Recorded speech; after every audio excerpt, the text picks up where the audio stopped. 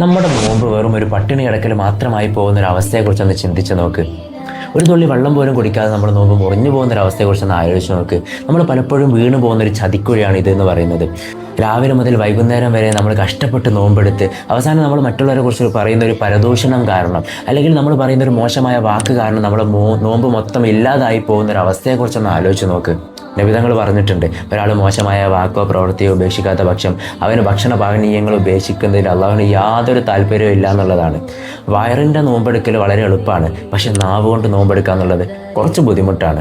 നമ്മളൊരു കൂട്ടത്തിൽ ഇരുന്നിട്ട് ഒരാളെ കുറിച്ചിട്ട് ഗോസിപ്പ് പറയുന്നതായിക്കോട്ടെ, അല്ലെങ്കിൽ നമ്മളൊരാളെ ട്രോളുന്നതായിക്കോട്ടെ, ഈവൻ നമ്മൾ ഫേസ്ബുക്കിലോ ഇൻസ്റ്റാഗ്രാമിലോ പോസ്റ്റ് ചെയ്യുന്ന ഒരു ഹെയ്റ്റ് കമൻറ്റ് കാരണം പോലും ചിലപ്പോൾ നമ്മൾ നോമ്പ് ഇല്ലാതായി പോകുന്നുള്ളതാണ് സത്യം. അതുകൊണ്ട് ഈ റമദാനിൽ സോഫ്റ്റ്വെയർ നമ്മൾ എങ്ങനെ അപ്ഡേറ്റ് ചെയ്യുന്നു അതുപോലെ തന്നെ നമ്മളെ സ്വഭാവം നമ്മൾ അപ്ഡേറ്റ് ചെയ്യണം എന്നുള്ളതാണ്. സോ നമ്മളൊരു ഗ്രൂപ്പിൽ ഇരിക്കുന്ന സമയത്ത് ആരെങ്കിലും ഒരാളെ കുറിച്ചിട്ട് മോശമായ കാര്യങ്ങൾ പറയുന്നുണ്ടെങ്കിൽ ഉടനടി ആ വിഷയം മാറ്റാൻ ശ്രമിക്കുക, അല്ലെങ്കിൽ ഈസി ആയിട്ട് അവിടെ നിന്ന് എസ്കേപ്പ് ആവുക എന്നുള്ളതാണ് നമുക്ക് ചെയ്യാൻ പറ്റുന്ന ഏറ്റവും നല്ല കാര്യം എന്ന് പറയുന്നത്. ഓർക്കുക, വെറുതെ പട്ടിണി കിടന്നുകൊണ്ട് യാതൊരു കാര്യവുമില്ല.